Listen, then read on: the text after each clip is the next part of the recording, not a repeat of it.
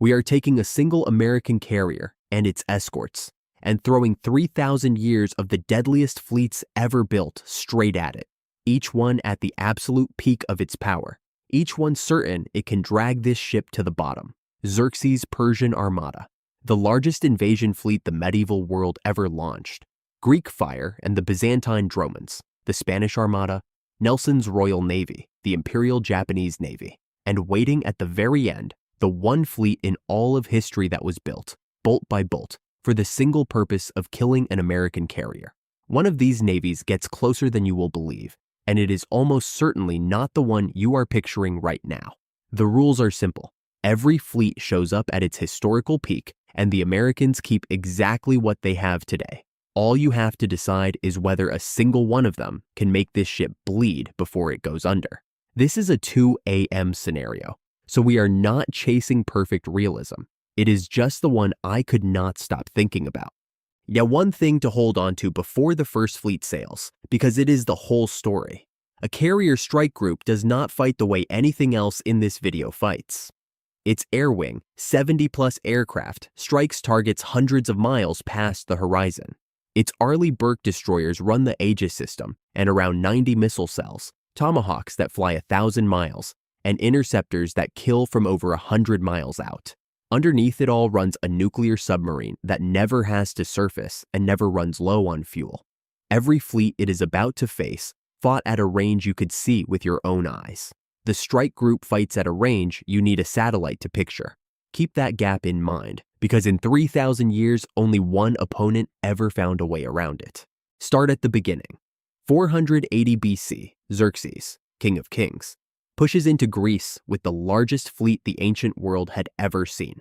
The old sources say 1,200 ships. Modern historians settle nearer 6 to 800. Either way, it is staggering. Oared triremes with bronze rams. The pooled naval power of an empire that ran from India to the edge of Europe. And we know exactly how this fleet dies, because it already did. At Salamis, a Greek force barely a third its size lured it into a narrow strait where its own numbers became a trap, and 300 Persian ships went down for the loss of 40 Greek. The strike group does not even need the strait. Its submarine is launching cruise missiles from 50 feet underwater before the Persians have a direction to row, and its aircraft are overhead before there is anything on the horizon to see. Nothing Xerxes owns can track a jet, and more ships only means more targets. Verdict: this is not a battle, it is a demonstration. 99-1. 1281. Kublai Khan hurls the largest seaborne invasion the world will see for the next 6 centuries at the coast of Japan.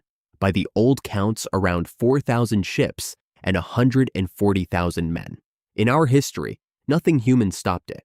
It took a typhoon, the storm the Japanese called the kamikaze, the divine wind, to tear it apart.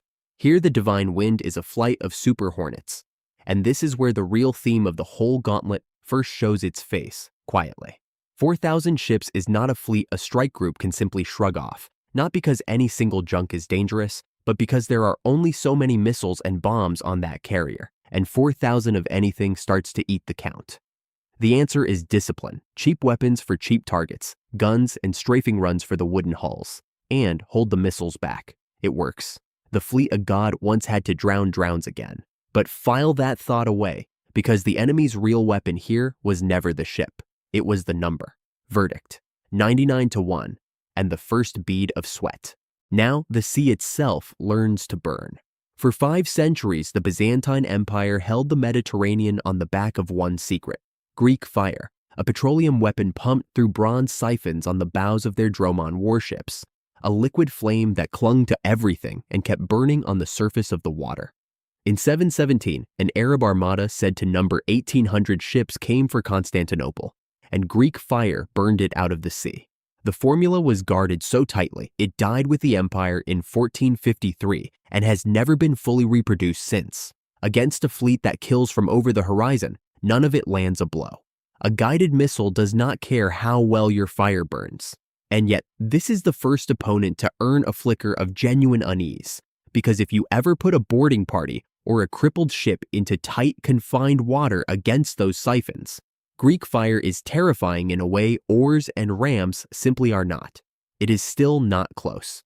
It is just the first time the future would rather keep its distance. Verdict, 98-2.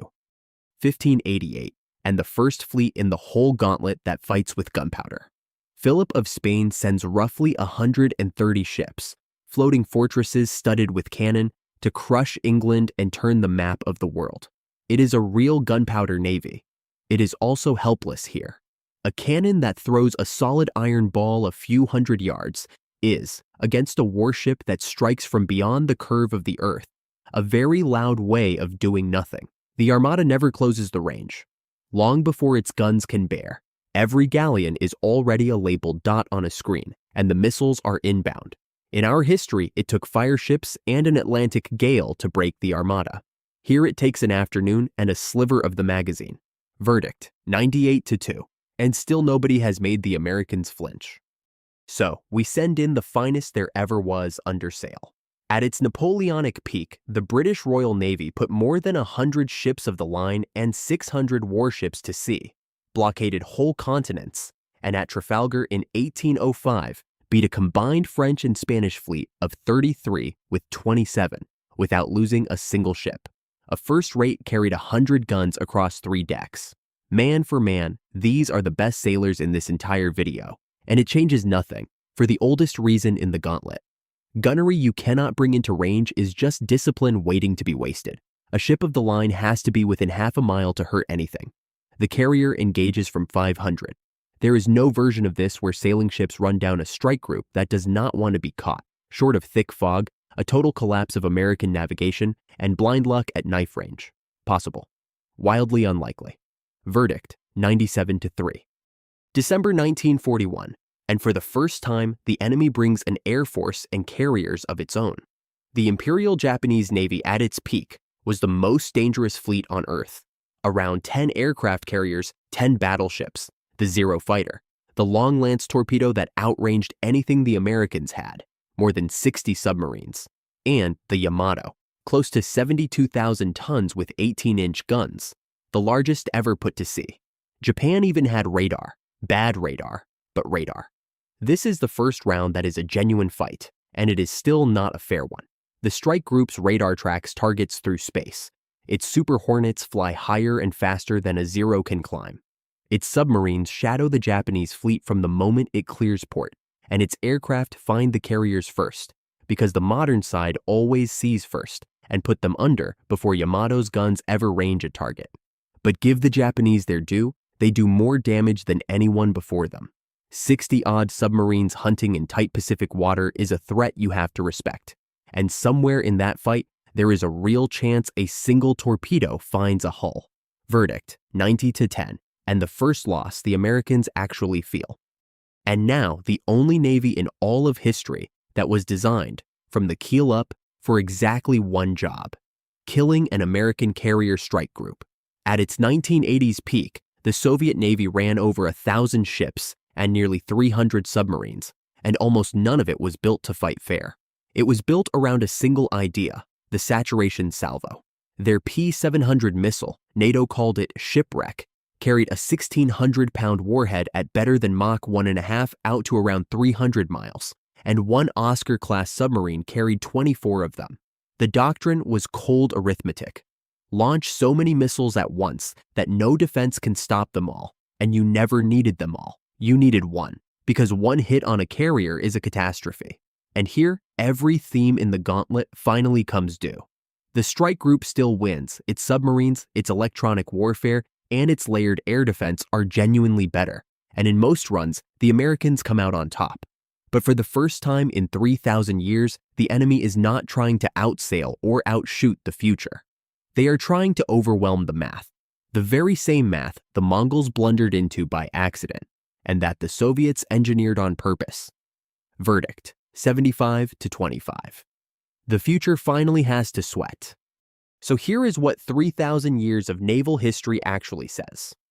The strike group wins all of it, and it is never truly close on skill or on technology.